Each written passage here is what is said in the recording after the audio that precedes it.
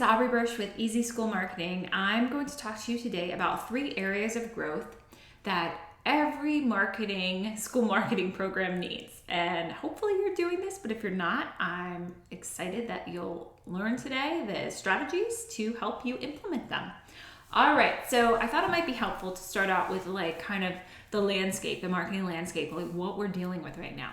So we're dealing with very competitive environment for most independent school, most areas where there are a lot of independent schools.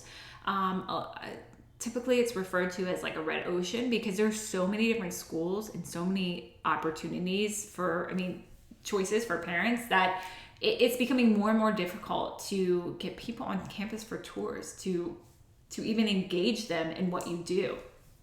So that's one piece of the competitive landscape. The other piece is that a lot of schools are fighting over the same type of family, and perhaps the schools are not, niched out well, so they're competing over this same ideal client, ideal family.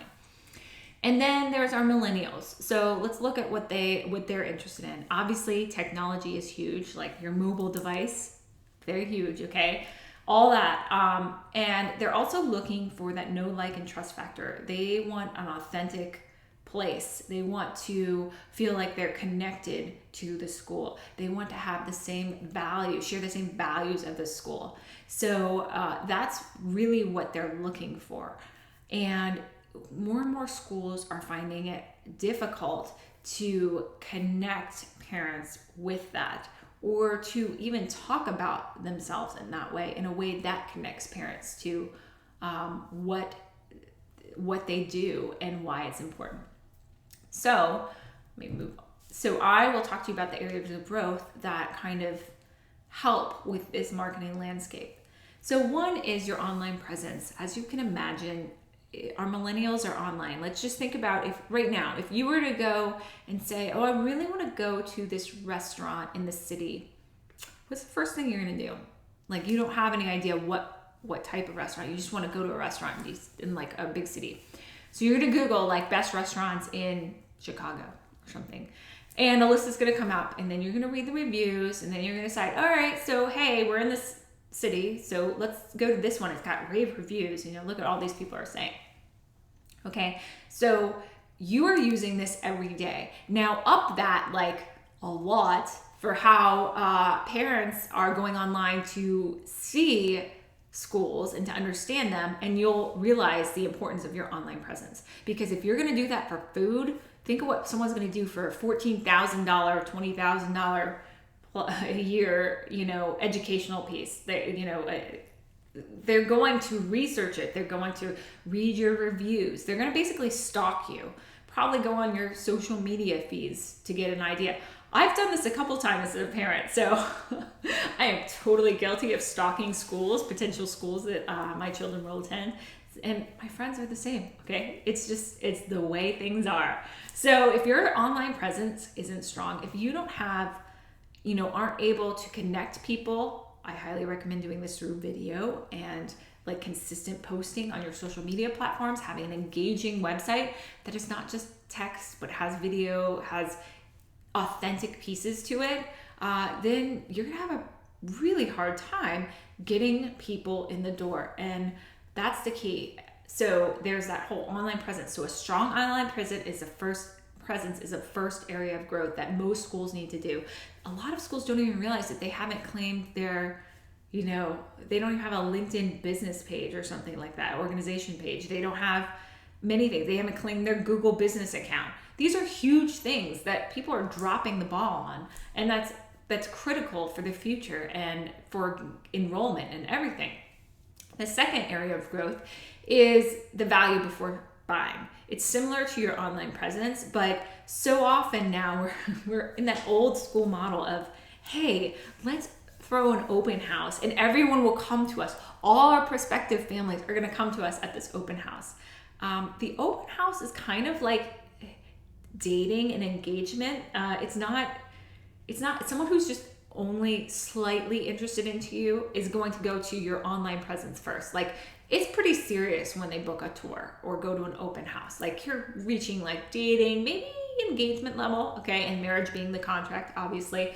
So many schools are just relying on these types of events to bring people onto campus. However, they're missing a huge strategy here, and that is to engage their prospective family in like something that the school does. Whether it's a community day, whether it's a day, like maybe it's hosting workshops like throughout the year that give away free like value that is aligned with the mission and what the school does. Like if you're an art school, maybe it's like art workshops for your target age group, and getting their emails during this, by the way. Email waivers, like having them sign and email a waiver and have on it their email. You get those emails, and you have to say that you're going to use their emails, obviously, but you get their emails and you can go from there and engage them throughout the year and warm them up and continue to warm them up. People don't see the value of so many schools. I've yet to see a school that really does this amazingly. But it's a huge missed opportunity because one, you're getting email lists of potential families. Two, you're creating a consistent way for them to engage with your school that is not just an open house. It's something that people don't feel fearful about going to. Like they're like, oh, there's a nice art class over here, and let's go check that out. So maybe they attend your art class for 6 weeks. And then when enrollment comes around, they're like, this is a great school. I've really learned so much from these art teachers that are also work at the school. And the school has sent me such nice newsletters in the meanwhile, inviting me to different things and so on and so forth. Okay, that is a key strategy that almost everyone's missing. And it's a huge area for growth in the future. The third thing is customer happiness. So even though we say this all the time, I don't think the marketing departments are actually as involved in this as they should. So customer happiness is key. It costs more to market and to warm up and to acquire new families than it does to really retain the families that you already have. Like, are you surveying your current families? What are you doing to connect them to the life of the school, to their classrooms, to their students, their child's journey at your school? Like, how are you connecting them?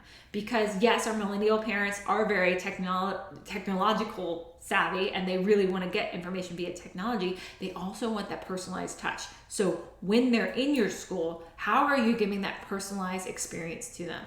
It is critical. And I mean, I know more and more schools are saying like a retention specialist, or like having, obviously the bigger schools, the smaller schools, it's more difficult, but having a retention focused employee whose like job it is to like make sure that every family has been, has that soft touch, is having a great experience at your school, like understanding the customer experience at your school. That is critical because there's only so much marketing can do. Like, you can bring in new people, but if it's constantly like a leaking ship and you're just dripping families out the bottom, it's not a sustainable system, and it's not going to actually help you in the long run in any way, because those people who are leaving your school are going to talk to their friends. And as we know, customer referrals are one of the biggest ways schools get new students. Is, Sally attends school there and her mom's like, oh, Sally's having a wonderful time. Did you know what her teacher did the other day? She sent us such a nice email with a photo of Sally, where I received a postcard in the mail from the head of school. Oh, it was so nice. And so then Sally's mom's friend is going to be like, oh, okay, this sounds like a great place. I'm going to go check it out. Or I'm going to enroll my daughter there. So you're going to miss out on all that if you have the leaky bottom to your ship. So customer happiness, really rethink this, really get strategic about it. Like, what times of year, especially like when is re-enrollment? Like, what are you doing soft touch before then? Because you don't want to hit re-enrollment and be like, oh, we have massive problems. Like, these people are so unhappy. That's not the time to do it. So those are the 3 areas of growth. It's your online presence, huge, okay? It's your value before buying, so that's your try before you buy.